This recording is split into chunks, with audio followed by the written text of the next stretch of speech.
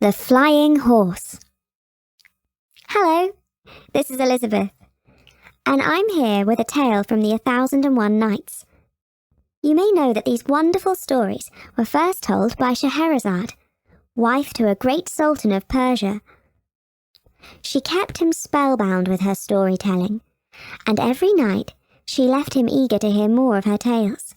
In fact, her life depended on keeping him interested. One night, she began a story with these words. Many centuries ago, in the time when science still mingled with magic, Shah Sabur was lord and master of Persia. This wise ruler delighted in every new and ingenious invention of the times. One festival day, 3 ingenious men, skilled and cunning in the art of invention, came to his court. Were they magicians or scientists? It is hard to say, my lord, because they worked in secret. What I can tell you is that they came from 3 countries: India, Greece, and Persia. The king's throne was set up in the gardens before the palace. The whole court gathered around and looked on. First stepped forth the Indian. He knelt down and kissed the ground before the king's feet. A slave unveiled his work, a golden statue of a soldier blowing a trumpet. "And what is the point of this?" asked the king. "Its point, my lord, is that it will keep you safe," replied the Indian inventor. "Safety is indeed a great blessing," replied the king. "But how will it achieve that?" "My lord, place this statue by the gate to your palace, and if an enemy approaches, the Golden Guard will sound his trumpet, and the evil one who means you harm shall fall down dead." The king suppressed a yawn. "I have something like that already," he replied. "Next!" And then stepped forth the inventor from Greece. He prostrated himself on the ground before presenting a diamond-studded cockerel. "And the point is?" enquired the king. "My lord, you will always know the time. This golden bird shall cock-a-doodle-doo on the hour, every hour. Furthermore, at the end of each month, it will do a little dance." The king was unimpressed. "And why should I care what the time is?" he asked. "The king does exactly what he wants, when he wants. It is for others to hang around and await my pleasure. Next!" Third and last, the Persian inventor took his turn. He too kissed the ground. The king looked down from his throne. "I hope for the sake of your neck that you have something novel to show me." The Persian held his palms to the sky, swiveled his eyes and said, "You shall, my lord, shortly behold the greatest marvel of our age, if God be willing." He snapped his fingers, and 6 slaves shoved and heaved a large object into the royal courtyard. It was covered by a cloth, but one could see that it had the shape of something like a horse. Noticing its form, the Greek inventor slipped quietly away, for he feared that trouble would follow shortly. "Well, what is it? Show me," commanded the king impatiently. The inventor whisked away the cover and revealed a black statue of a horse. No gold glistened, no diamond sparkled. It was made of that dark, solid, and extremely heavy African wood known as ebony. "And what is the point of this ugly object?" asked the king. "Allow me to demonstrate," replied the inventor. And with surprising agility, for he was not in the first flush of youth, he jumped onto an upturned box and then onto the horse's back. His finger twiddled a knob in the back of its neck, and the horse immediately took off into the air. It climbed steeply up above the heads of the gasping spectators and completed 3 airy circles in the sky before descending gently back to the lawn. The Persian inventor jumped off the horse and again threw himself onto the ground before the throne. This time, King Sabor, Shah of Persia, could not help but marvel and be amazed. He clapped his hands in congratulation and exclaimed, "By Allah the Omnipotent, our Lord and Benefactor, who created all living things and who feeds them with meat and drink, you spoke the truth when you said that you had a wonder worthy of our gaze. I must have that horse. Name your price, inventor. Whatever you lust after, speak its name and it shall be yours." The inventor replied, "Truly, O Lord, this horse shall take its rider wheresoever he commands. It shall cover the journey of a year in a single day." Yes, I believe your words, for I have seen this marvel with my own eyes," said the king. "What is your price?" "My invention is worthy of the highest price," went on the inventor, somewhat nervously. "I crave, O munificent Lord, nothing less than the hand of your daughter, the princess, in marriage." Those who stood nearby and heard these words were astonished, for it was brazen of this inventor, a nobody of no noble blood, getting on in years, and far from pleasant on the eyes, to make such a request. It seemed likely that his ugly head would soon be separated from his neck. But perhaps the king was under some spell, for he replied, "Granted." Now the king's son was among those who overheard this. His young heart was furious that the king should dishonor his family by giving away the princess to such a scoundrel. Better marry her to a snake charmer or a rope trickster, he thought. He rushed off to the chamber of his sister. From her window she looked down into the garden and saw her husband-to-be. Immediately she tore her lovely face and sobbed and cried, "Oh, fie! Oh, fie! Am I to marry this creature?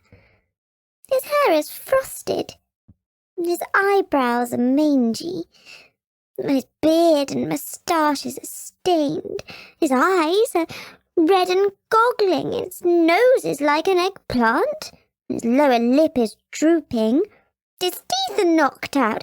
In short, he is a brute, a monster, the ugliest ogre of our age." Then she went back into her room, lay down on the floor, rubbed dust into her hair, tore her clothes, and kicked and wailed. Her brother was filled with pity and fury. He ran down to find the king. "Oh, father," he pleaded, "I fear you've been greatly deceived. This trickster's flying horse is nothing more than an illusion, the sort you can see in the marketplace any day. His art is not invention, but hypnotism. He has made fools of our eyes." "What say you?" said the king, turning to the inventor. "Magnificent lord and master," he replied, "I invite the prince to mount the horse and see for himself what power it holds. For to experience for oneself is to believe." The king agreed, and he commanded his slaves to bring out the horse of wonder. The prince, who was usually a splendid rider, mounted it with ease and struck its ebony sides with his stirrups. But it made no move. "Ha! It's useless," he cried. But the inventor looked up and said, "My lord, feel under the horse's mane. There's a little screw there. Turn it to the right, and behold the wonder of the horse." The prince wore a look of scorn on his face, but he did as the inventor bade him.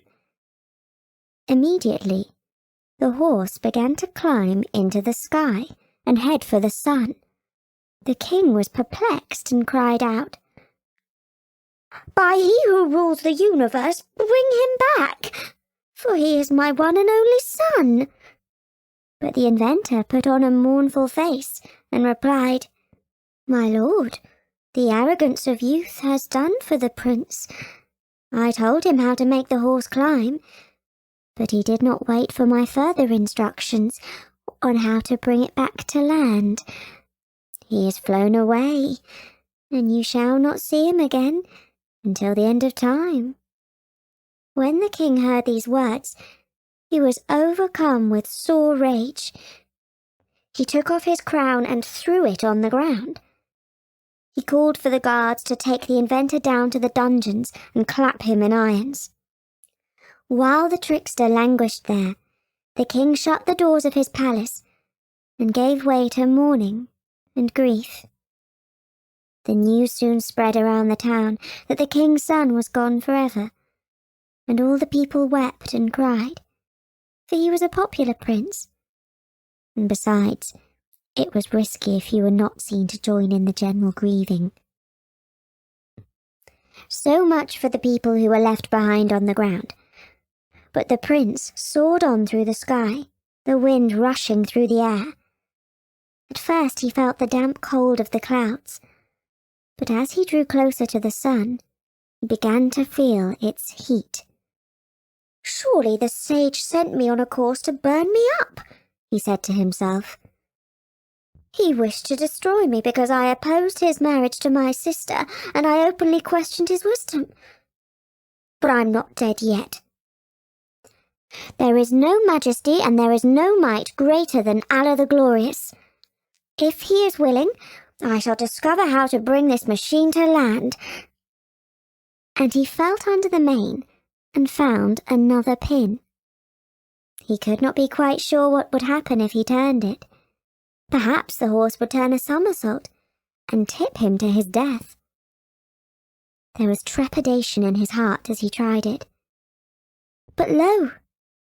The flying horse ceased its ascent and began to level off. For the next hour, the prince experimented with the controls, making his horse climb and descend and turn this way and that. Soon he was master of the machine. On he flew through the sky, now able to enjoy the scenery below, the lakes and mountains, the cities and dark forests, the fields and the dusty plains. He did not know where he was going, but in fact, he was over the kingdom of Bengal. Eventually, he saw a thriving town and a magnificent palace with lofty towers and battlements. He thought to himself, "That is where I shall come down to land, for it is plain for all to see that I am of royal birth, and this is the place where I shall receive a royal reception." After nightfall, like a weary bird, he gently landed on the flat roof of the palace. He dismounted, saying, "Praise be to Allah." He went around his horse, examining it closely in the moonlight, and saying, "Whoever perfected this was a cunning craftsman. It shall yet return me home safely. But now my hunger is great. I shall explore the palace and see what can be found there."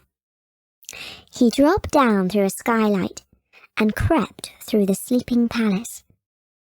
He wandered through corridors until he found a staircase. At the bottom of the stairs, he found himself in a white marble courtyard in which a fountain played its lovely music. He bathed his hot face and hands and quenched his thirst. Now feeling stronger, he looked around at the various entrances and picked one door at random. He crept silently through the entrance, stepping over the leg of a sleeping guard. A sword drooped down by the side of the slave. Ever so carefully, the prince drew it from its sabre before fixing it in his belt at his own side. By the light of a candle, he could see that he had chanced upon the harem. The floor was strewn with the forms of sleeping women. In the midst of them all stood a wooden and intricately carved bed, inlaid with pearls, with heavy curtains all around it. The prince drew the curtain and saw a sleeping face as beautiful as the light of the moon, with a flower-white forehead, shining hair, cheeks like blood-red anemones, and dainty dimples.